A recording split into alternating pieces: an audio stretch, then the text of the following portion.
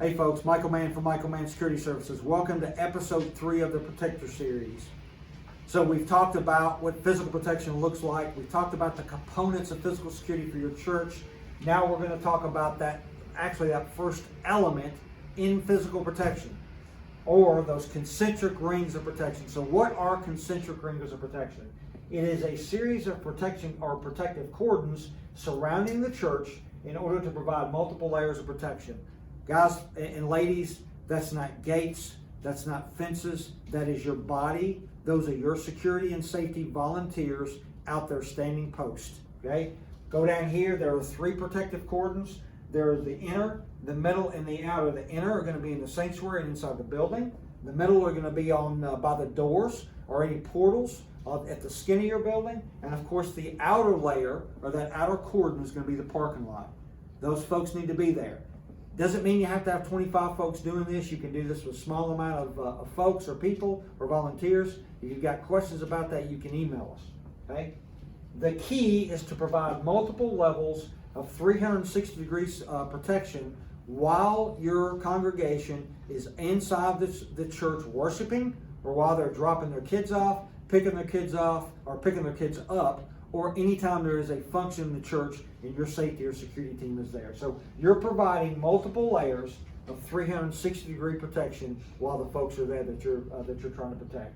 It is designed to deter, number one, so convince the adversary that your church or your house of worship is too tough to defeat or attack. They're going to go somewhere else. We're going to psychologically impact the motivation of that adversary when it comes to attacking your house of worship or your church. We're going to detect early. So we're going to discover adversary activity early, far away from the asset. That's why deterrence is such a big deal. Defend means we are going to respond. That's the responsive measures if we are not able to deter and if we don't detect early. Obviously against that threat or the attack. So we're deterring, we're detecting, and we're defending against that attack. The goal is to prevent an attack or absorb its shock to such an extent to where it literally mitigates or slows down or lessens the impact of the attack or potential attack. All right. If you'll see at the end of this video or by this video, there's going to be a link that you're going to go to, and that is a case study on Secret Service or Uniform Secret Service when their concentric rings of protection failed because someone was not paying attention, and it talks about how someone actually breached the outer perimeter of the White House, and because someone was not paying attention, they weren't communicating with each other, the adversary was actually able to get into the White House and very close to some protected assets. Okay? Hope you picked up something today. Stay tuned for episode number 4.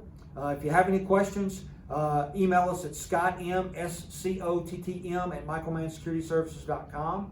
You can find us on Facebook at Safe with Man, or again, you can get on Facebook, send us a message, or you can send me a message at contact@michaelmannsecurityservices.com.